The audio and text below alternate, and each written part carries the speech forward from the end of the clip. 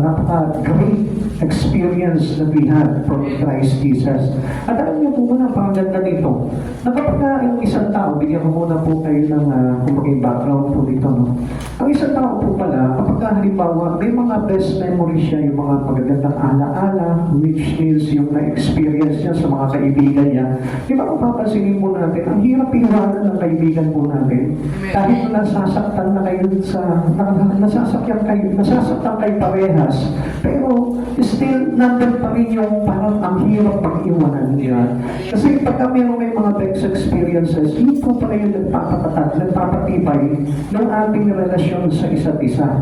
And this is more on Christ Jesus, na yung pang tinatawag po na mountaintop experiences. Pag naranasan po natin sa buhay po natin yan, I make sure na hindi ka nabibitaw talaga sa Panginoon. Hindi mo talaga ihihiwalay yung sarili mo sa ating Panginoon. Okay, listen to this. Peter affirms his message is built on facts. So, dito, sinisigurado po sa atin dito ni Pedro na yung kanyang mga mensahe ay naitatag po ito sa totoo, sa katotohanan. He declares he has not followed cunningly devised fable. Hindi po siya kumbaga para nagpapahayag lamang po ng mga pusong katahang isip lamang, yung bunga lang ng katusuan ng kanyang pag-iisip.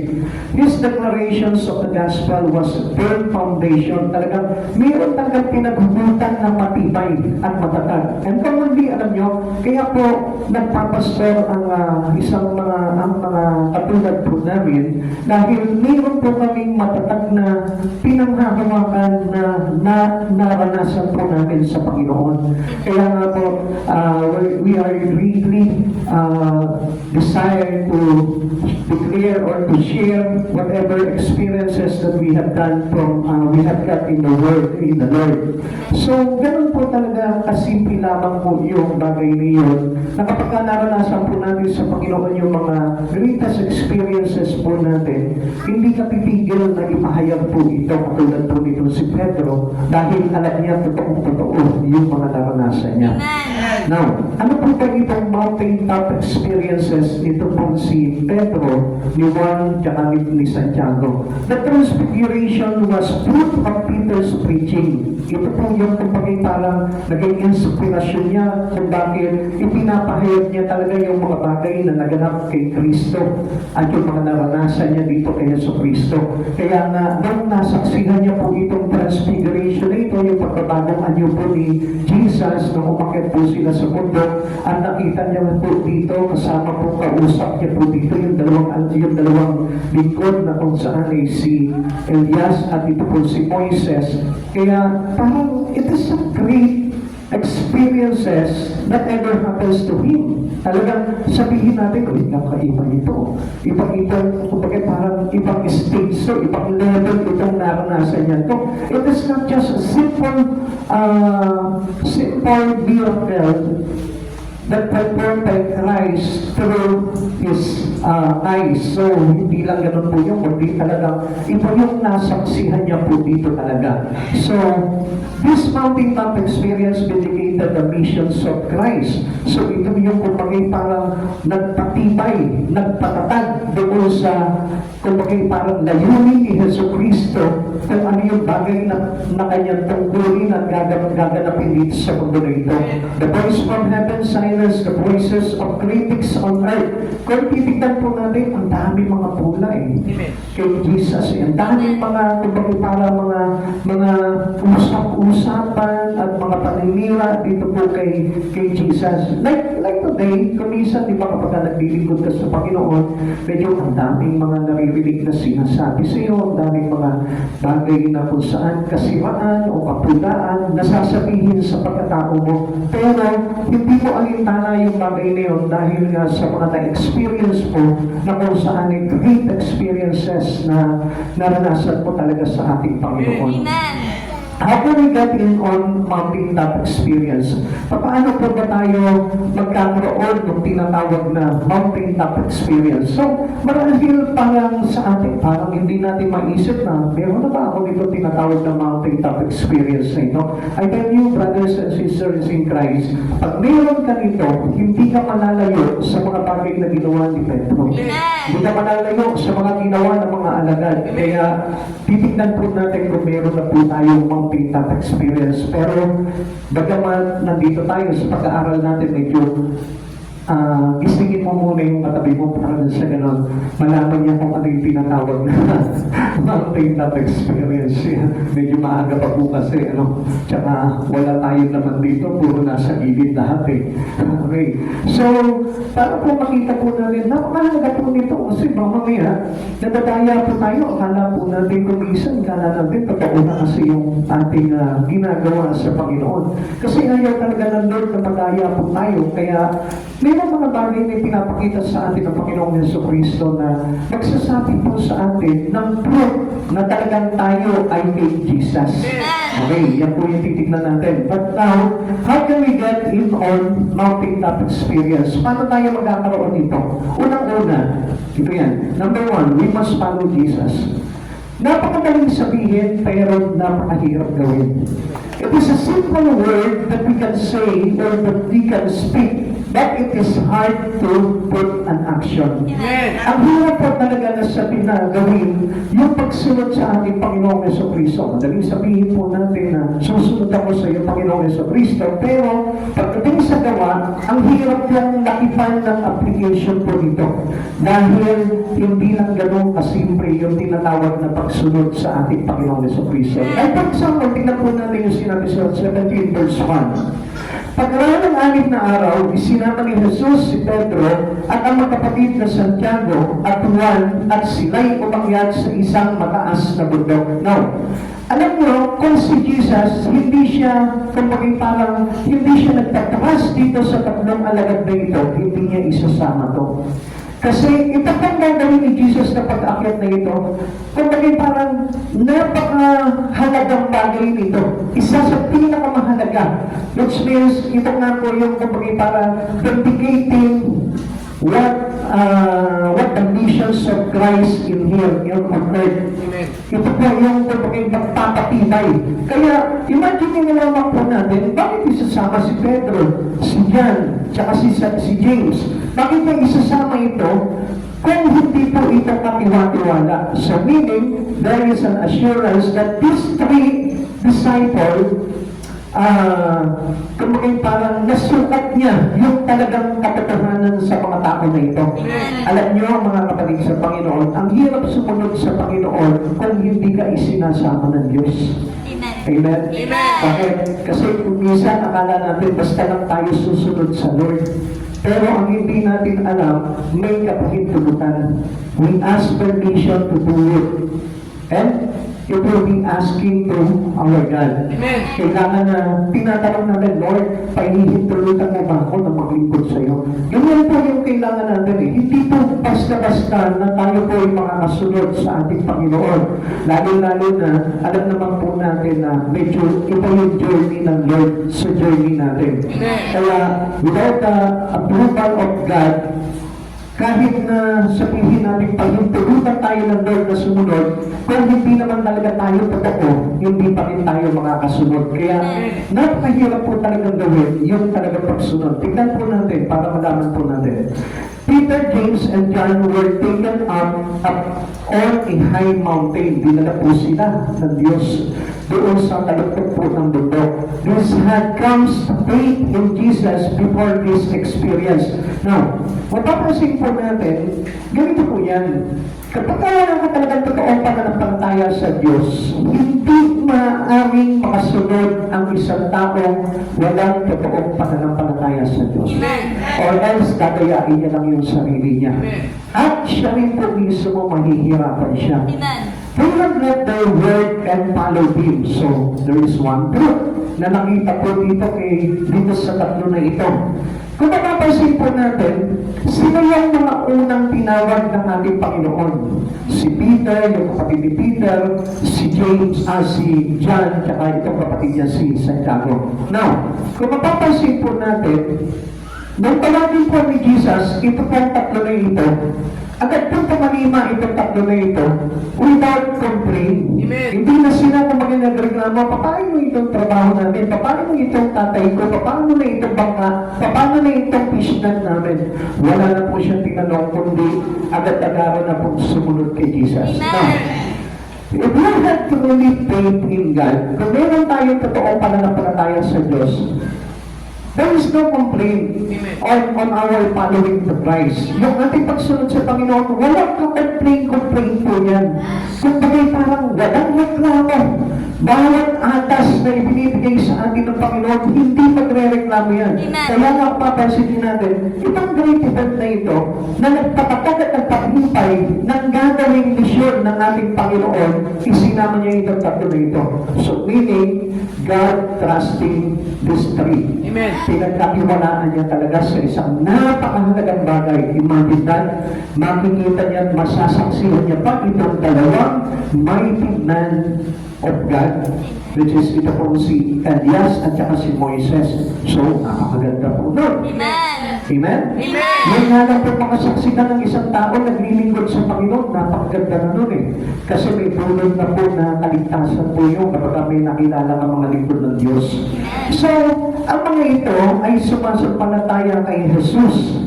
Bago po nila maranasan ito pong ginawang pagpalig po nila sa bundok na ito.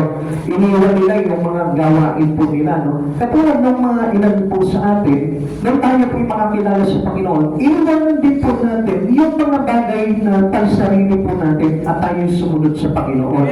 Kaya doon pa lang, it is a mountaintop experience na. Amen. Kapag tayo po ay natutunan natin pag-iwan ng lahat-lahat sa atin for our faith in Christ Jesus.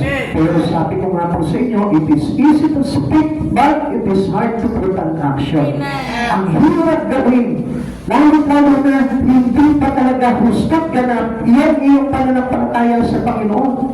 Kaya nga, dito mapapansin po natin, they have that complaint to God. Lord, wala na kaming trabaho. Lord, yung pamilya namin, mapapabayaan namin. Walang ganun. Amen. Nung tinawag ni Jesus si Peter, sumunod agad. Nung tinawag si John, sumunod agad. Nung tinawag si Santiago, sumunod agad. Amen. So, yun po yung nakita po ng Panginoon dito sa tatlo na ito, na walang kagatol-gatol talaga yung kanilang pagsunod. Amen. He urgently put an actions to what God's called to them, going to them. Amen. So, makikita po natin, napakaganda, no? Doon pa lang sabihin po natin na talaga nakita agad nila yung halaga ni Jesus, eh. How values Christ into them. So, faith begins the Christian's life, but discipleship follows. Yan. So, kung papansinin po natin, it is a simple word, pero ang bigat ng kahulugan po ito, eh. Amen. Nag-i-start po tayo, nagsisimulan tayo sa pananampalataya dito sa ating pamumuhay Kristiyano, pero dapat may kasunod na discipleship. Amen. You must be disciple to Christ Jesus. It is not only to be a Christian, Amen. but to become a disciple to Christ Jesus. Amen. Napakahalaga ito. Ano po ba ibig sabihin mo? Sometimes following means separating from others. Pag sumunod tayo, mayroon tayo mga maiiwan. Amen. Kaya nga, napakahirap po talagang lagyan ng aksyon yung pagsunod sa Panginoon. Nakikinig ba po ba kayo? Amen. Sabi nga doon sa katabi mo, sigaw mo, nakikinig ka pa ba? Nakikinig ako! Sa palagay ko naman, napakinggan niyo yun, ano? Pakinggan niyo kasi mabuti po ito para makita niyo po talaga yung punta kung ano po yung bagay na gusto pakita sa atin ng Lord dito. May faith ka, kaya lang, medyo hiwalay yata yung faith mo sa Lord eh. Hindi yata nagmamatch up yung faith natin sa Panginoon. Kaya ito yung pinakamahalaga dito. Faith begins the Christian's life, but discipleship follows. Kasunod dito yung pagiging disciple po natin. Sometimes following is separating from others. Kaya tayo ini-involve ng Lord into discipleship kasi gusto niyang matuto tayo na mag-iwan. Amen. Yan. Number one, kailangan may maiwanan tayo. So napakahirap po nito. Dahil marami po talaga taong papalag po dito. Pastor, baka naman pwede naman siguro maglingkod ang hindi ko iniiwan pamilya ko, hindi ko iniiwan yung trabaho ko, hindi ko iniiwan yung pag-aaral ko, hindi ko iniiwan yung mga bagay sa buhay ko. No, tignan natin kung pwede. Following Christ is being willing to surrender to Him. Yan. Yung kailangan isugod natin lahat-lahat sa buhay natin. Kaya nga, pag sinabi pong discipleship, ang itinuturo sa atin ng Panginoon dito is what Jesus said to us, Matthew 24, but before that, tingnan po natin kung anong kahulugan muna nitong discipleship. Discipleship, in a biblical context, discipleship signifies a lifelong journey of following Jesus. Lifelong journey. Mahabang tatahakin. No? Natin sa ating Panginoon. Kaya nga hindi po pwedeng unfocus tayo Learning from Him and striving to live a life that reflects its teaching and values. It's a commitment to transformation and a journey of spiritual growth. So, mayroong hinihingi ang Panginoon dito. Yung commitment na nagsasabi sa ating nangangako ako na ang buhay ko ngayon ay kay Kristo na. Yung parang gano'n. Pagpupinyagian ko, kahit nahihirapan ako, kahit magalan ako, for the glory and for the values of His teaching that I learned from Him. Kung bagay kung ano yung bagay na natutunan mo sa Panginoon, pinahalagahan mo yun, at natutunan mo yun. Amen. Kaya doon tayo nagkaroon ng tinatawag na journey of spiritual growth. Lumalago talaga. Hindi na nanatili. Hindi ba yung para bagang walang gustong iwanan sa buhay natin. Ayaw iwanan yung past life niya. Ayaw iwanan yung past attitude niya. Ayaw iwanan yung mga bagay-bagay na nakasarili. So, ang hirap po talaga ng pagsunod sa Panginoon. Pero, mangyayari po ito if you had that what's called the mountaintop experience in Christ. Yung naranasan mo talaga yung grabing kadakilaan ng Lord. Now, tingnan po natin yung sinabi sa Mateo 16:24. Sinabi ni Jesus sa kanyang mga alagad, sino mang nagnanais sumunod sa akin, ay kailangan itakwil ang kanyang sarili. Grabe, no? Yung sarili niya, kailangan niya itakwil. Pasalin ang kanyang krus at sumunod sa akin. So, meaning, talagang a lifelong journey to follow Christ. Amen. Talagang birok ang tatahakin talaga at pagpupunyagian sa buhay mo na kung saan pinangako mo sa Panginoon talaga, Lord, susunod ako sa iyo. Minsan kasi pinabali natin yung commitment natin sa Lord Pag sinabing commitment in relations to your promises to Jesus. Amen. Yung unang-una nakilala mo ang Panginoon, sinabi mo sa Kanya, Lord, kahit anong mangyari, hindi kita pipitawan sa iyo na ako. Maglilingkod ako sa iyo. Ganun kapindi po yun. Dahil may naranasan ang tinatawag na mountaintop experience. Following Jesus lead us to higher ground. At alam niyo po na kapag ginagawa mo ito, ang Diyos will separate you upon other people in this world. Ihiwalay tayo at ililipat tayo doon sa kung saan nararapat na yung katulad natin na nag-iwan ng mga bagay sa sarili po natin. Ito na tayo isasaka doon sa mga taong ayaw mag-iwan. Now, kaya nga kung papasinin po natin, yung ating kalagayan po pala ngayon is not yet disciple to Christ. Amen. Marami po sa atin not yet to be disciple. So, hindi pa po masasabi natin disciple na ni Lord. Dahil ang kailangan pa pala talaga, we must follow Jesus. We must deny ourselves. We must take up our cross and follow Jesus. the Lord led them up a high mountain. So, isinama po niya itong tatlong alagad na ito na umakyat doon sa mataas na bundok. Greetings awaited them on that mountain top. So, ang hindi na alam nitong tatlo na ito, mayroong papa-experience sa kanila si Jesus na mas higit na napakagandang experiences. Like for example, nung nag-church ka, parang naramdaman mo yung kaligtasan. And then, later on, alam nyo, habang tumatagal yun, ang Lord, inaanyayahan tayong sumunod sa Kanya. Okay, samahan niyo ako sa ipagpag ng bundok. Mayroon akong ipaparana sa inyo. Kaya lang, marami po tayo sometimes na dahilan kaya hindi tayo sumusunod. Kaya kapag marami tayong dahilan, mamaya papakita ko sa inyo yan, hindi po talaga tayo makakasunod sa ating Panginoon. Kaya lang tayo ay laging sumusunod sa kagustuhan ng Panginoon po. Na kahit na sabihin po natin, masisira yung mga bagay sa buhay mo, alam ng Lord yun kung bakit inaalaw sa iyo ng Panginoon yun. Kaya nga minsan, daming complain ng mga tao eh. Especially Christian eh. Minsan sinasabi sa kanila ng Panginoon, hindi ka, maglingkod ka sa akin. Ang dami nilang dahilan. At alam niyo po ba, itong dahilan na ito, reason put Christian down. Sa dami ng mga dahilan ng isang Kristiyano, hindi niya namamalayan, bumabagsak na pala siya. Hindi niya namamalayan na nagnalahot na pala yung kanyang pananampalataya sa Panginoon. And that was the cause of reason, of too many reasons to a Christian. Pag marami kang mga dahilan sa buhay mo, hindi ka talaga makakaranas sa tinatawag na mountaintop experience with God. Now, ang tanong dito, are you willing to follow Jesus? Willing ka pa ba na sumunod sa Panginoong Jesucristo? Maaaring magkakaroon ng pag-aisipan sa isip kanina, paano na ito? Pag sumunod pala ako sa Panginoon dito, ang dami kong pwedeng iwanan. Yun ang problema po natin. Pero, I make sure to you na kapag sumunod ka sa Panginoon, nag-iwan ka ng mga bagay nito, one thing na mangyayari sa iyo, magiging talagang genuine ka pagdating sa ating Panginoon. Amen.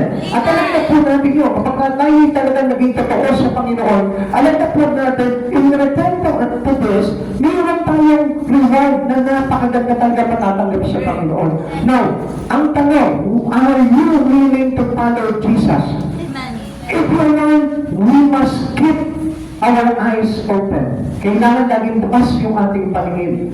Kasi alam niyo po ba, kapag minsan, kung meron tayong nawala ng paningin natin sa Panginoong Jesucristo, madali po tayong matatangay ng ibang bagay. Kaya nga, we fix our eyes, sabi sa atin, our faith must be fixed unto Jesus. Yung pananampalataya natin kailangan nakatuon palagi kay Kristo at hindi sa ibang bagay. Kaya nga gusto ng Lord po talaga sa atin, mag-iwan tayo ng mga bagay-bagay sa buhay natin to put our trust into Christ Jesus only. Yung sa Kanya lamang tayo magtiwala. Na kahit na natatakot ka, dahil bukas yung iyong paningin kay Kristo, papaliin ni Jesus yung takot mo at makakatuloy ka pa rin doon sa tinatawag na journey natin sa Panginoon. Matthew chapter 17 verse 2, habang sila'y naroon, nakita nilang nagbago ang anyo ni Jesus, ni Jesus, nagliwanag na parang araw ang kanyang mukha at nanlingning sa kaputian ang kanyang damit. We must see everything in Christ. Kaya nga, we must fix our eyes on Christ. Kaya yung ibang bagay, yun yung kumisang hindi natin nakikita dahil pinipikit natin yung mata natin. Meaning, nawawala tayo sa Panginoon. Sometimes we put our focus into the Word. Kaya kalimitan po dito, kapag ka nakapokus ka sa mundo, hindi mo alam yung mga bagay na nangyayari. At pinangyayari sa buhay mo ni Jesucristo. Kaya hindi natin nakikita yung tinatawag na glory face was shining into His light. Yung si Jesus mismo ay talagang naglingning sa kaputian, nagliwanag yung kanyang mukha. Alam nyo, kapatid sa Panginoon, yan yung hindi natin makita. It is simply we know Jesus, but ganun lang. Ganun lang kasimple. Kilala mo siya, tagapagligtas nakita siya, pero hindi natin nakita yung kapanalan niya. Hindi natin nakita yung grabing glory niya. Kaya ngayon, ang nangyari po sa atin, wala yung experiences na magtutulak sa iyo para maglalo kang mag-alap, mag-apoy, mag-init, at lalo kang magkaroon talaga ng desire na paglingkuran itong Panginoong Jesucristo nito. Bakit? Kasi hindi mo nakita talaga yung pagiging Diyos ng ating Panginoon. Pero unlike Peter, Peter became an eyewitness of the majesty of Christ. Nakita niya yung pagiging kamahalan nitong si Jesus. Nakita niya yung pagiging hari. Nakita niya yung pagiging Diyos. Nakita niya yung kahalagahan nitong si Jesus. Unlike today, many Christians, who that value Christ in their life. Hindi nila pinapahalagaan si Jesus sa buhay niya. Minsan na pinapaliwala lang nila eh. Minsan na nandiyan na sa harapan nila, hindi pa nila nakikita. Why? Because they keep on closing their eyes and open their eyes into other things and not to Christ alone. At yun po yung madalas, kaya po tayo nawawala. Kaya po tayo kadalasan parang hindi natin makita yung halaga ni Jesus sa buhay natin. Even though we know Jesus as our Savior, but still parang nanineglect pa rin natin siya. Nawawala pa rin yung halaga niya sa atin. Pero alam mo, siya yung nagligtas sa'yo. Amen. Alam natin lahat na siya yung tagapagligtas sa atin. But still, nasa yung halaga ni Jesus sa buhay mo. If you know Jesus has a real value in you, hindi mo pipitawan itong Jesus na ito. Hindi mo hihiwalayan itong Jesus na ito. Hindi ka lalayo. Hindi ka kaharap. Lagi mo pinapangastan si Jesus sa buhay mo. Dahil alam natin na maraming maliligaw kapag nawala tayo sa paningin natin sa ating Panginoon. Kaya nga, we must fix our eyes to Christ Jesus. If you want to follow Christ Jesus, fix your eyes. Tingnan mo lang si Jesus. Do not look unto other things around you. Do not look unto what is alluring you on this life. Yung ang mga bagay na nang-aakit sa iyo sa bandang ito. Huwag kang takusan yun. Ang takusan mo yung kaakit-akit ng ating Panginoong Jesucristo. We would never forget this miraculous moment. Hindi ko nakalimutan po ni Peter po itong bagay nito kasi ito po yung bagay na kung saan nakita niya talaga yung halaga ni Jesus sa buhay niya. At yun ang dapat nang makita mong halaga. Marahil hindi mo na pagpapalit si Jesus sa kahit na ano pa man. Kahit na sabihin po natin, even to the riches of the world, hindi na pagpapalit si Jesus dahil alam mo, yung halaga ni Jesus. Kaya nga ito sila Peter, nung time pa lang na tinawag po ito ni Jesus, sumunod agad sila at hindi sila nag-complain, hindi sila nagtanong. At alam na agad ni Jesus na itong mga tao na ito ay talagang magbibigay ng buhay sa Kanya. Kapag tayo po, hindi po tayo nagre-reklamo sa paanyaya ng Panginoon sa buhay po natin. Alam na alam at kilala ka na ng Panginoon na sa Kanya ka. Amen. He learned this experience and proof of His authority to minister. Kaya nga po, mayroong katunayan. May kapangyarihan po sila Peter na maglingkod po talaga sa Panginoon at magpahayag talaga ng mga bagay tungkol kay Kristo. Bakit? Kasi nga kita-kita po nila yung kahalagahan ni Jesus. Alam mo mga kapatid sa Panginoon, if you still didn't know how great and how important God into your life, hindi mo talaga maipapahayag si Jesus. Kahit na sabihin mo mag-share ka, pero still, panandalian lang yun. Hindi mo magiging lifestyle yung pag-share ng words of God kung hindi mo talaga alam ang halaga ni Jesus sa buhay mo. You must know it first. Para nang sa ganun, magkaroon ka ng passion to declare the great things in Christ Jesus. Ito is mabubuhay sa puso mo yun. Kahit hindi ka na pinipilit, kahit hindi ka pinipika, krusak mo na lang na lagi ipapahayag si Kristo sa buhay mo dahil kitang-kita mo ang halaga ni Jesus sa buhay mo. Na mas mahalaga pa kesa sa anong mga bagay. Kaya nga kumisan nakikita po natin yung halaga ni Jesus, pero pag uwi natin, wala nang halaga si Jesus Iba na yung halaga sa buhay natin Huwag ganun. Amen. Hindi tayo dapat ganun. Kailangan lagi sa buhay po natin nandun ang halaga ng Diyos at hindi nawawala yun. Kaya nga, para malaman po talaga natin itong bagay na ito, kailangan nakafocus po talaga tayo kay Jesus. If a person opens his eyes for Jesus, he may become witness for Christ. Kaya maraming tao ayaw mag-witness kay Kristo. Ayaw nila maging saksi kay Kristo. Ayaw nila magbahagi ng kabutihan ni Kristo. Alam niyo kung bakit? Kasi wala yung kanilang paningin sa Panginoon. Kaya hindi nila nakita kung gaano kahalaga si Jesus sa buhay nila. This is simple, like his friend. Ganun lang si Jesus sa paningin nila. Parang halimbawa, kung ano yung pagkakilala ko kay Sebastian, ganun lang. Na okay, mahalaga siya sa akin dahil pamangkin ko siya. Pero kapag magkahiwalay kami, nakakalimutan ko siya. Parang ganun lamang po tayo kay Jesus. Pero hindi ganun po yun dapat. Kaya nga sabi po sa ating Biblia, fix your eyes unto the Lord. Kailangan laging nakatuon yung paningin natin sa Panginoon. Huwag mong ilawag nito kahit na anong pagsubok na dumaan sa buhay mo. Kahit na anong mga bagay na mahalagang ginagawa mo. Kailangan nakatuon pa rin yung paningin mo kay Jesus. Hindi nawawala para hindi ka mawala sa Kanya. Amen. Kaya doon niya nakita yung kahalagahan ni Jesus. Peter remembered what he said. Kung ano, laging nare-remind palagi siya yung doon sa mga nakita niya na doon sa Transfiguration. Christ was transfigured before. So nakita niya po yung pagbabago ng niyo po ni Jesus. So sa atin nga po, kuminsan akala natin ganun lang Kuminsan nakakala po natin, sila lang yun. Sila lang nakakita doon, ikaw din. Nakita ko rin po yun. Bakit? Paano po nangyari yun? Nakita ko nung pinanganak si Jesus. We are all witness doon sa kapagpakanganak ni Jesus. Nakita mo nung siya po ay pinatarusahan. Nakita mo nung siya ay hinahagupit.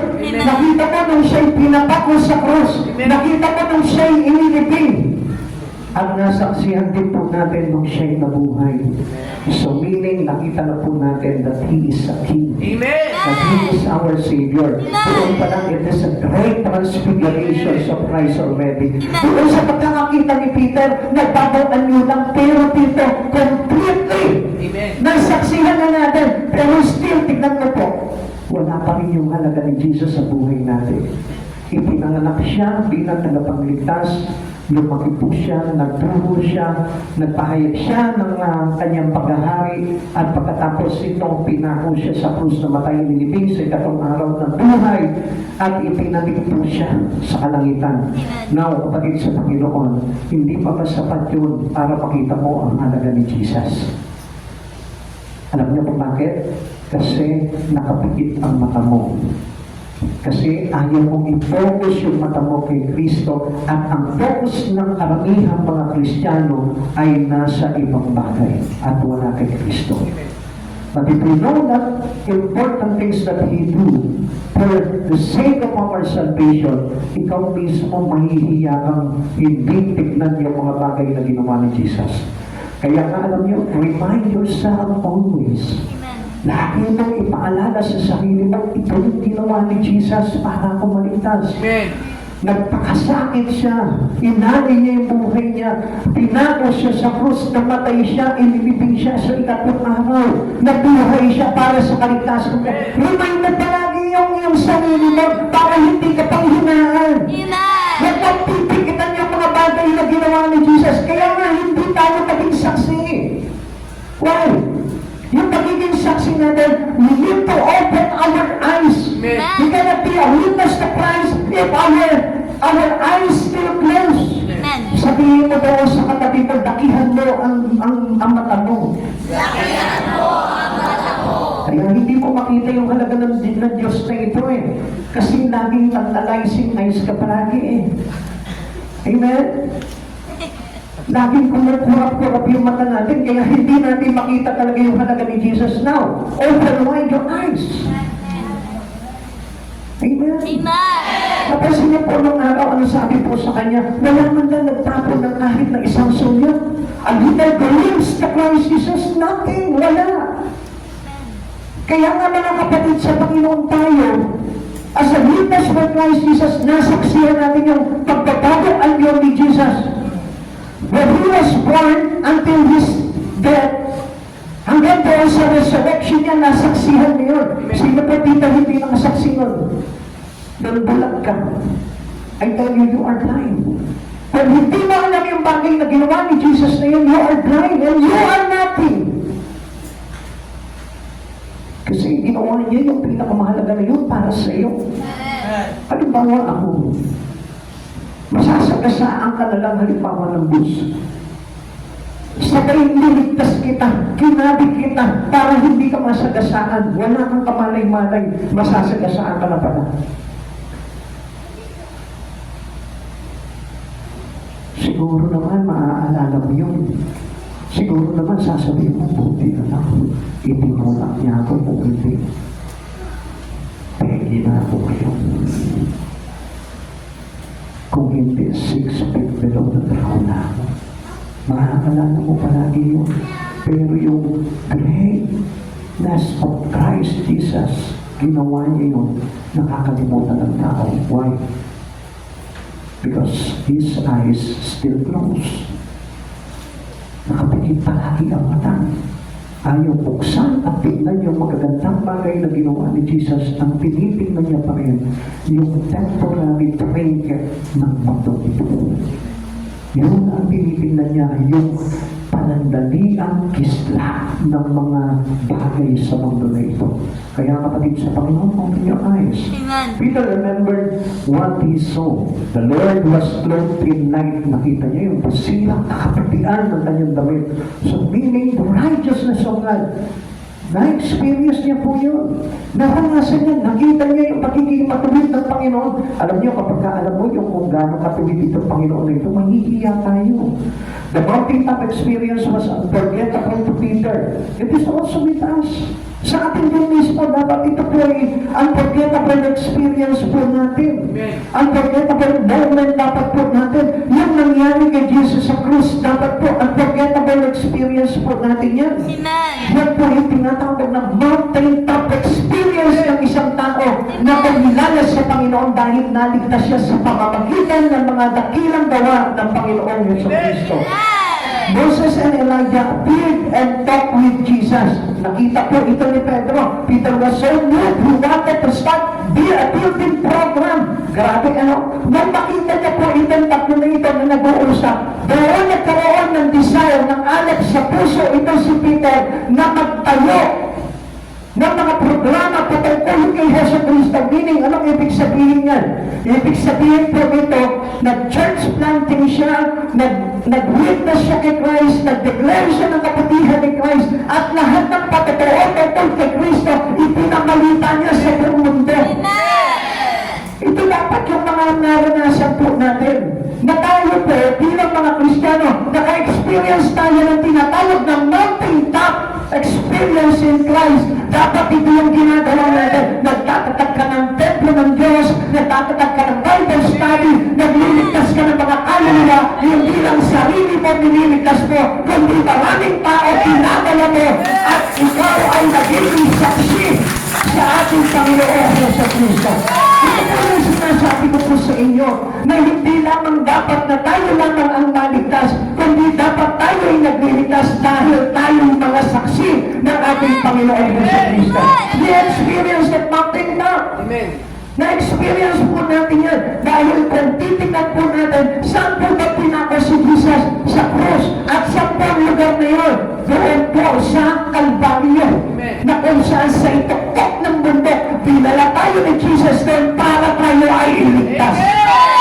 Intindihin mo yung kapatid sa Panginoon. Kaya kung walang halaga sa iyo si Jesus, I tell you, hindi ka nadala doon sa ituktok ng bundok na yun at hindi mo nasaksihan ang pagkapapako ni Kristo ang pagkabuhay niya para ikaw ang maligtas. No, ang kalagayan mo ay masahol pa sa mga walang Diyos. After na makita mo yung mga bagay na yun, hindi mo pinahalagan yun, ibig sabihin nun, hindi ka nadala doon sa tuktok ng Kalbaryo na yun para maging saksi ka sa pagliligtas sa iyo ng Panginoon. Kaya kapatid sa Panginoon, isipin mo mabuti.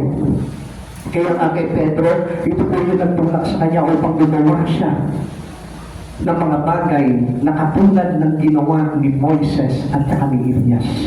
Ano po ba yung ginawa po nito? Nagligtas at nagpakanya. Kung napapansin po natin, di ba si Moises, iniligtas niya ang mga Israelita.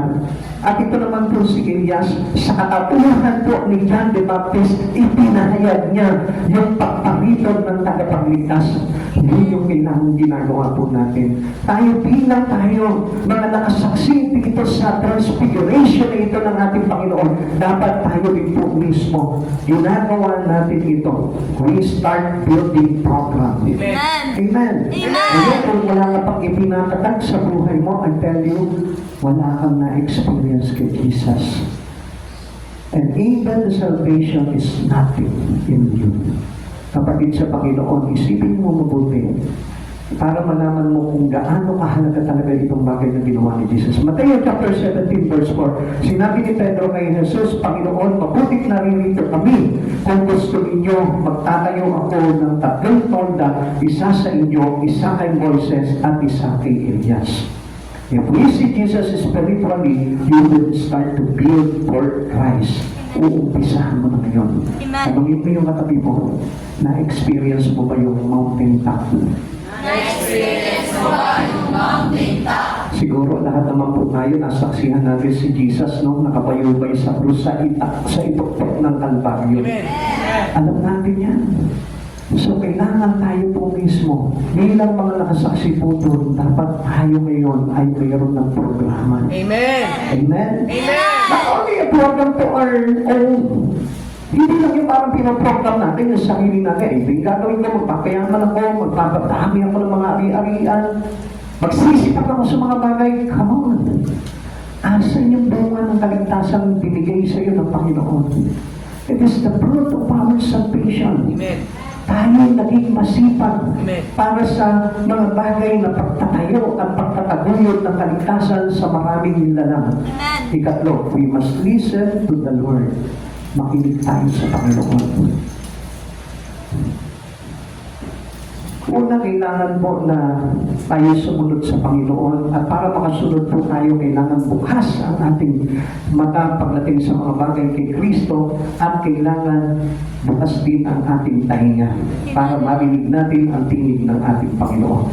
Sabi po ng Luke chapter 30 verse 31, biglang may lumitaw na 2 lalaki na nakipag-usap sa kanya, si Moises at Elias, na nagpakitang may kaningningan pag pinag-usapan nila ang pagpanaw ni Jesus na malapit na niyang isakatuparan sa Jerusalem. Ano mo yung pinag-usapan itong tatlo na ito? Yung malapit ng pagpanaw. Come on! Tayo naman nakipag-usap tayo sa Panginoon. Ano yung pinag-usapan natin with God, with Jesus? Yung mga ginawa ni Jesus para sa kaligtasan natin. Maliwanag yan, kausap tayo ng Panginoon. Kung hindi ka kausap ng Panginoon kung sa mga bagay na ginawa niya, ay tayo, hindi ka sakop ng kaligtasan niyo. And how can you have the proof na niligtas ka ng Diyos kung ikaw mismo hindi mo nasaksihan yung mga bagay na ginawa ni Jesus? Kaya nga pansinin mo, mga kapatid sa Panginoon, if you be a witness to the cross of Christ Jesus, ikaw mismo magiging masipag ka sa mga bagay sa Panginoon. Bakit? Kasi nandun yung proof. Nandun yung plano. Going to be a part of heaven's plan. This is why the 3 disciples incorporated by Jesus, kung bakit sinama po ito, 3 na ito ni Jesus, para maging kabilang o parte doon sa tinatawag na plano ng kalangitan. And we are too. Tayo mismo. Ikaw, nandyan ka. Ano kakala mo? Ang plano mo lang ay maging pakti itong mundo na ito. Kung magiging pakti ka lang itong mundo na ito, mapapahamak ka. That's why, tayong lahat ay hinirang ng Panginoon para maging pakti ng kanyang plano sa pagliligtas sa mga tao. Amen. Amen. Kaya nga, ngayon kinakausap tayo ng Panginoon eh. Being a part to bear witness, kailangan gawin natin yun. Umpisa natin, pasimulan na natin, mag-minister tayo para sa ganun marami tayong mailigtas at mapabilang po tayo to be incorporated to Jesus plan in this life. Doon sa mga tao na narito ngayon at nabubuhay. Why did Jesus, Moses, and Elijah talk about on the top, on that mountain? Ano po ba yung, bakit po ba, ano po ba yung mga pinag-usapan po nila dito? They discussed the coming death of Christ on the cross. Tignan niyo po yan tayo nasaksihan na natin Ito pinag-uusapan pa lang nila. Tayo kinukwento na sa atin ng Panginoon at nasaksihan na natin nangyayari. Kaya lang kasi, yun nga, hindi nakakapinig yung ating tenga pagdating sa mga mahalagang bagay kay Jesus. Tanungin mo nga yung katabi mo ngayon kung bukas ang tenga mo sa mahalagang bagay kay Jesus. Baka mamaya pagka sinabi sa iyo ni Jesus, anak, nagligtas ka ng kaluluwa. Hindi mo pinapansin. Pag sinabi sa inyo ng katabi mo, mamaya, magkakapera ka, bibigyan mo talaga. Kahit bubunod lang, narinig mo na agad. Amen? Pero kay Jesus, ano sinasabi niya? Maging isa ka sa akin. Magligtas tayo ng maraming tao.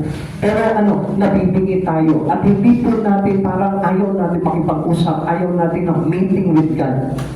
Ayaw natin na parang magkaroon tayo ng parte doon sa plano ng kalangitan. Kapatid sa Panginoon, focus on the cross bring us to the mountaintop experience. Focus on the cross. At kapag nakita mo yung talagang halaga po dito, ikaw na mismo magkukusa ka para gawin mo yung mga bagay na ginawa ng ating Panginoong Jesucristo kung bakit ka naligtas. What did the Father say on the Mount of Transfiguration? Ano sinabi po ni Jesus, ng Ama, dito kay Jesus, this is my beloved Son, in whom I am well pleased. Kapatid, ganito po yan. If we follow Christ and one with Him, kapag nasunod tayo kay Kristo at naging isa tayo kay Kristo, maaaring sabihin din sa atin ng Ama that we will be princes to the Father. Maaaring sabihin din po sa atin ng Panginoon, whom I am well pleased. Kinalulugdan din tayo ng Panginoon kapag tayo yung naging kaisa ni Jesucristo. We must be sensitive to what God says to us about His Son. Kailangan na alam natin yun Ano sabi niya gano'n? This is my beloved Son. Pinapakilala niya sa atin. Sinasabi niya, ito yung aking anak. Pero ang dami hindi kinala niya si Jesus. Ang sabi nila, hindi ito anak, hindi ito Diyos. Galing lang ito kay Mary, galing lang ito kay Joseph, hindi ito galing sa Diyos. Kaya nga, papasinin natin kapatid sa Panginoon If you know that Jesus' majesty, ikaw din mismo, paparangalan mo siya sa Kristo, paglilingkuran mo siya sa Kristo, at dadakilain mo talaga itong Panginoon na ito. Pero alam mo kung hindi nakilala talaga ito, at sarado ang tenga mo, doon sa pahayag ng Ama na sinabi niya, this is my beloved Son, in whom I am well pleased. Ito ang aking anak na kinalulugdan ko. Kapatid sa Panginoon, kung hindi mo narinig yung bagay nito, ito ang aking anak. Maaaring hindi mo papahalagahan si Jesus at hindi ka kailanman kalulugdan ng Ama. Nasabi po ng Biblia, sino man tumatanggap sa anak ay tatanggapin ng Ama. Subalit kapag hindi mo tinanggap si Jesus, hindi ka rin tatanggapin ng Ama. Kapatid sa Panginoon, gusto ko malaman mo, how can you say that you accept Jesus in you? Kung ayaw mong mag-witness sa Kanya, kung ayaw mong maging kaisa sa Kanya, kung ayaw mong maging parte ng Kanyang ministeryo dito sa mundo na ito, you are not one with Christ. Ang nakipag-isa kay Jesus ay kinalulugdan ng Ama. Ang gumagawa ng mga bagay na katulad ng ginagawa ni Jesus ay kinalulugdan ng Ama. If you want to be pleased to the Father, gawin mo rin kung ano yung pinagagawa sa iyo ng Panginoon. Huwag mo nang gawin yung pagsarili mo lang. Marami po sa atin nagsasabi sa atin that I know Christ Jesus, but hindi po nila binibigyan ng halaga sa kanilang puso si Jesucristo. Bakit? Dahil sarado ang mata, sarado ang tenga. At kapag nangyari sa isang Kristiyano yun, hindi niya talaga lubusang maririnig at makikita ang mga bagay patungkol kay Jesucristo. Mababaliwala lang po yung mga bagay na yun. What mountaintop experience do you remember? Ngayon, kapatid sa Panginoon, inuulit ko po sa inyo, ano ba yung naranasan mong mountaintop experience na naaalala mo?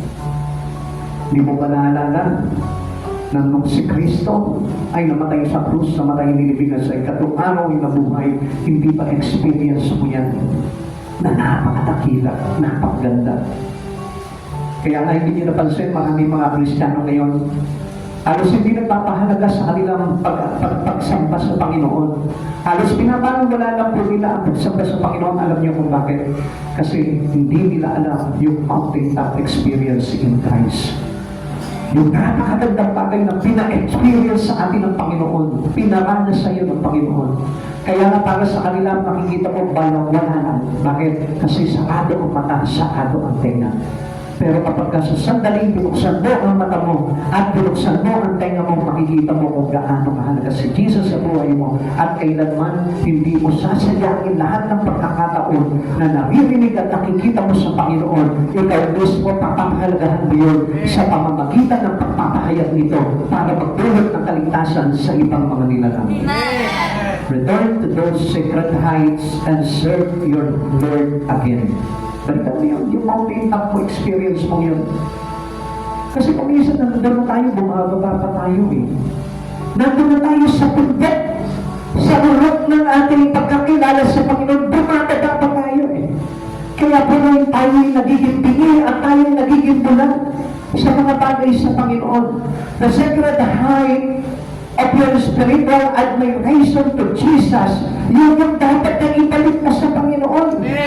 Yung iyong pagiging masugid sa Kanya, yung iyong pag-ibig sa Kanya, yung iyong pag-aalap sa Kanya, yan ang ibalik mo sa Panginoon. Para sa Panginoon, muli ka maibalik ng Diyos doon sa tinatawag na experience ng mountaintop. Amen. Bagay na kinaabalahan po ng mga alagad ng ating Panginoong Jesucristo nung makilala nila si Jesus. Kaya kung mapapansin ninyo, yung journey ng mga alagad, dire-diretso lang. Halos mga kabitaw, pero diretso pa rin po sila. At mas lalo po nilang pinatatag yung kanilang pagiging alagad kay Kristo. Iisa lamang po yung talagang hindi nagbukas ng mata at ng tenga kay Jesus. Walang iba kundi si Judas. Kasi his focus is not on Christ Jesus, but into the other things around Him. Kaya kapatid sa Panginoon, i-focus mo yung iyong mga mata at iyong tenga kay Kristo para hindi mawala yung iyong alam at pag-ibig at admiration mo pagdating sa ating Panginoong Jesus. Kaya kapatid sa oras na ito, pag-isipan mo mabuti hanggang sa pag-uwi mo ng bahay, hanggang sa bago mo matulog, isipin mo mabuti kung ano yung binubulong sa iyo ng Panginoon at kung ano yung mga bagay na nakita mo kay Jesucristo. At kapag nakita mo yung mga bagay na yung huwag ka na mag-alinlangan, buksan mo yung mata mo, buksan mo yung tenga mo, at sumunod ka sa Panginoon. Marami sa atin pinapaniwala yung mga bagay na yun. Kaya ano nangyayari sa atin? Ang hindi natin alam, ang naghihintay na pala sa atin ay kapahamakan at hindi yung kaligtasan na bola yung tinatawag ng mountaintop experience natin sa Panginoon. Kapatid sa Panginoon, we are on that mountain already. Nandun na tayo sa tagumpay na yun. Nandun na tayo doon sa kaligtasan na yun na ginawa at itinagdag sa atin ng Panginoong Jesucristo sa pamamagitan ng kanyang pagpapako sa krus. Huwag ka nang bababa. At sa sandali na pumaba ka doon, ay tayo kapahamakan na ang maghihintay sa iyo sapagkat hindi na tayo maiko-over pa ulit ng mga bagay na tungkol kay Kristo. Kaya kahit na ano pa man mangyari sa buhay mo, kumapit ka na sa Diyos. Huwag ka nang bibitaw sa Panginoon. Ibalik mo yung dating mountaintop experience mo sa Panginoon. Pakalagin mo yung puso mo sa Kanya at patumbalikin mo yung grabe pag-ibig mo sa Kanya.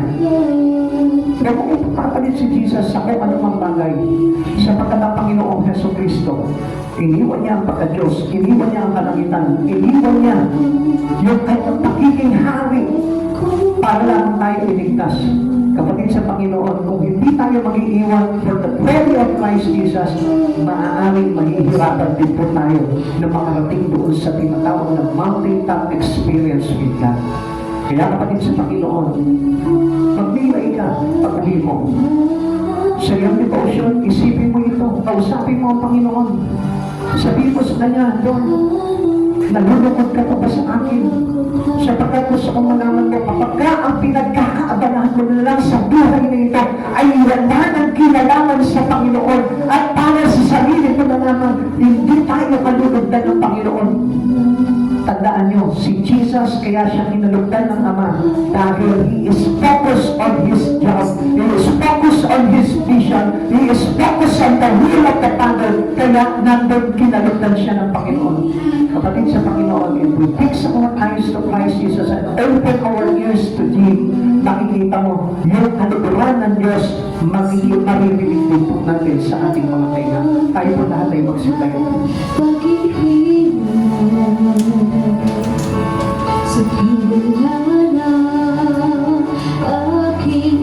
Kung mayroong panghihinayangan sa buhay na ito, ang panghihinayangan ko yung kaligtasan mo. Ang panghihinayangan ko, hindi yung yaman na sa lipunan na ito, kundi yung yaman na ipinapahagi sa iyo ng Panginoong Jesucristo. And what is this? We inherit the kingdom of heaven soon. Kapag tayo po ay nagpahalaga ng todo sa mga bagay sa Panginoong Jesucristo. Remind yourself of the things that you done for us by Jesus. Upon His gratefulness, ipinawanas niya sa iyo itong bagay na ito para hindi ka na mawala sa Kanya. Ipinawanas niya sa iyo, hindi yung mga simpleng bagay lamang, kundi yung napakadakilang bagay para hindi ka lang tinito sa iyong isipan. Gayong mga nalulungkot ang Panginoon dahil marami ang nakakalimot sa Panginoon. At alam ng Diyos na ito na hindi makakabuti sa kanilang buhay. Kapatid sa Panginoon, isipin mo ang kaligtasan mo. Isipin mo kung paano ka talaga maliligtas. Hindi ka maliligtas sa pasig-pasig malang. Hindi ka maliligtas sa mga bagay na parang sa alam mo lamang sa sarili mo.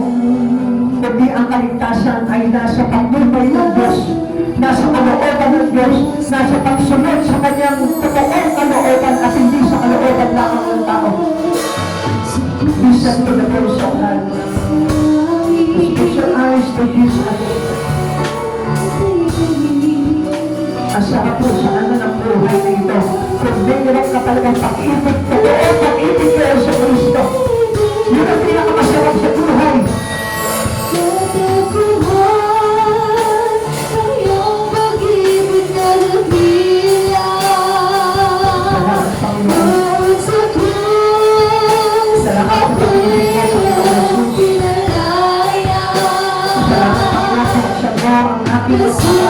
Ang ating pagkakit sa sinilan ng ating pagkakit sa kabila ng mga bagay Panginoon na nagawasok namin sa pagkakit. We are still experiencing the grace, the Spirit of the Lord Jesus Christ. Maraming salamat Panginoon. Salamat na wala sa kapalanin. Salamat na may sa kanila. Salamat nakikita ka pa rin natin kanyang buhay sa mga ayaw. Salamat Panginoon, pinapagayon mo kami. Salamat, ginawa mo kami sa isa sa mga plano mo Panginoon.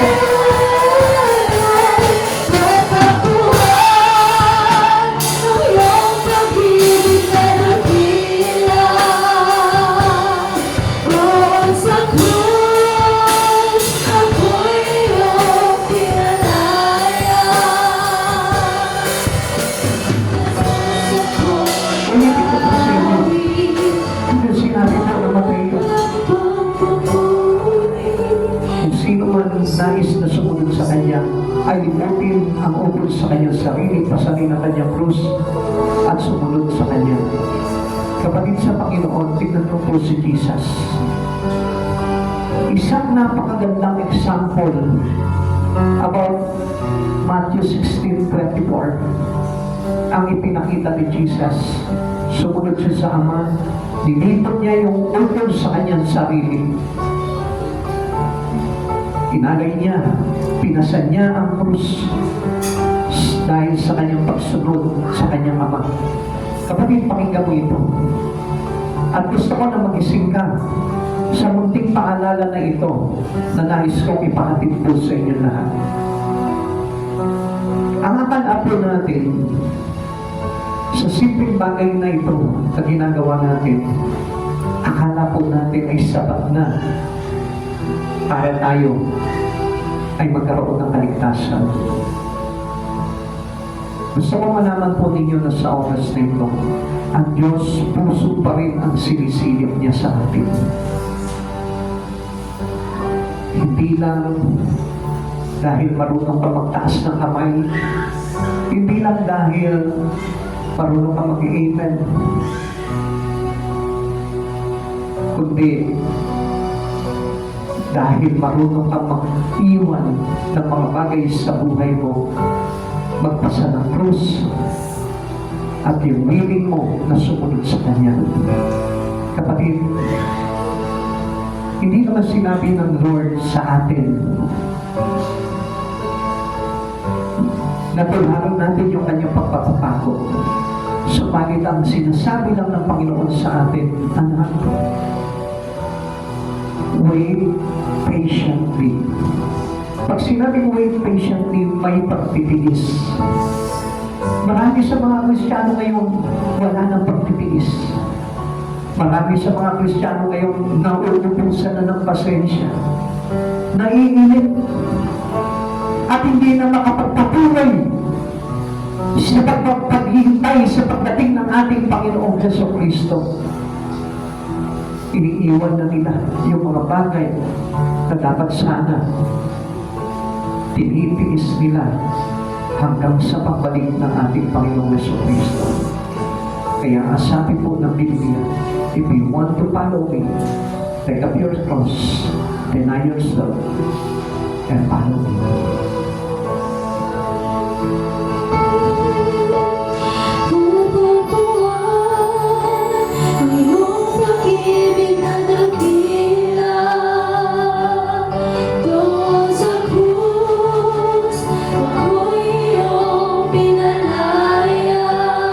Salamatan mo sa oras dito ang Panginoong Jesucristo.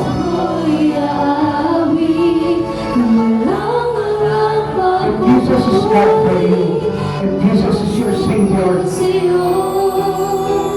matututunan mo na magpasalamat sa Kanya ng buong puso. Come on, let's give thanks to the Lord.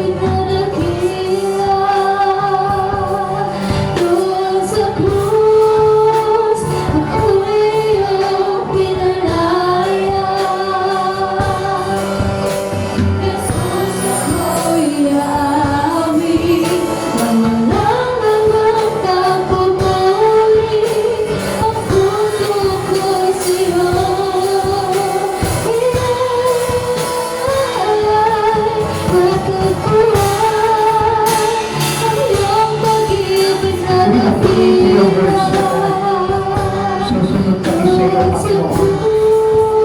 Sinatagal namin, Panginoon, ang bawat puso na at mananayin sa puso namin, Panginoon, ang pagsunod sa iyo, God. Sapagkat alam mo namin, O Lord, hindi kami ang masusunod kundi ikaw, Panginoon Jesus. And we thank you, Lord, for teaching us, O God, to obey the will of the Father, O God. Maraming salamat po sa oras dito, God. Salamat, Panginoon. Pinahayagan mo kami, Panginoon, upang magising kami, Panginoon, sa aming pagkakahiling, Panginoon, at pagdaraya ng kaaway, O God. Panginoon, alam po namin, O Lord, na ang tinutuloy mo po sa amin ay magbubunga ng kaligtasan, O God. Panginoon, maraming salamat po, O God. We not insist our own self, O God, but we insist whatever the will of the Father into us, O God. Lord, hayaan mo na sa oras dito, Panginoon, pinipindot po namin ang aming sarili, Panginoon, na maibalik, Panginoon, yung mga napakagandang experiences namin sa iyo, Panginoon. O, hanggang sa ganun, Panginoon, magbunga ang bawat kapahayagan mo sa puso namin, namin, Panginoon, sapagkat sabi mo, Panginoon, ang sino man sa iyo'y nakikinig ng iyong salita, Panginoon, at pagdating ng araw ay iyong ililigtas, O God. Panginoon, maraming salamat po, Panginoong Jesus, salamat sa kaputihan mo, O God, salamat sa puso na inilalagay mo sa bawat isa sa amin, O God. Hindi man po kami, Panginoon, naging karapat-dapat sa iyo, Panginoon, subalit, Panginoon, pinahintulutan mo, Panginoon, na patuloyin ang aming mga puso at kalooban, O God, upang makasunod po kami, Panginoon, sa kalooban mo po lamang, Panginoong Jesus. Maraming salamat po, O God. Panginoon, patuloy ko po, Panginoon, na hindi notulog sa inyo, Panginoon, ang bawat isa sa amin, Panginoon, patubayan mo, Panginoon, ang ayaw mo, Panginoon, sa landas ng buhay, Panginoon, at inayunan po kami, Panginoon, sa kapakaman ng mundong ito, O God. At sa bawat pagdahaya, Panginoon, ng kasinungalingan ng mundong ito, ng sanlibutan ito, Lord, alisin mo po kami, Panginoon, at sa ganon, tanggalan mo po kami ng pandinig sa mga pang-aagit ng bulog ng kaaway, Panginoon, sa mundong ito, O God. Tapos, Panginoon, maminig po lamang namin ang tinig mo na nagsasabi, Panginoon, na kami ligtas, O God. Maraming salamat po, Panginoong Jesus, salamat sa kaputihan mo, O God. Balutin mo po kami ng iyong banal na dugo sa aming pag-uwi, Panginoon, sa aming mga tahanan, O God. Ingatan po po, Panginoon, ang aming mga sasakyan. Uwihin mo po ang aming mga daraanan, O God. At ano man yung mga bagay na nakaharap sa amin sa daan, Panginoon, Lord, na hawihin mo po ito ng iyong libo-libo ng galing mga anghel sa langit, O God. Upang kami, Panginoon, ay patuloy na maluwalhati makarating sa aming mga tahanan. Salamat po, Panginoon. Pagpalain mo po ang church na ito, Lord. At patuloy po namin inihiling sa iyo. Pagpaakyat ka, Panginoon, ng mga tao na may puso sa iyo, Panginoon, at hanggang mag-iwan ng lahat para sa kanila, Panginoon, upang mapakangalang ka, Panginoon, sa church na ito at sa buhay ng bawat isa amin, O God. Maraming salamat po, O God. Lord, we expect your answered prayer, Panginoon. Lord, maraming salamat po, Panginoon Jesus. Salamat sa kaputihan mo, O God. Pagpalain mo bawat isa, O God. Hallelujah. Salamat sa iyo, Panginoon Jesus, sa iyong kaputihan. In Jesus' name, Amen.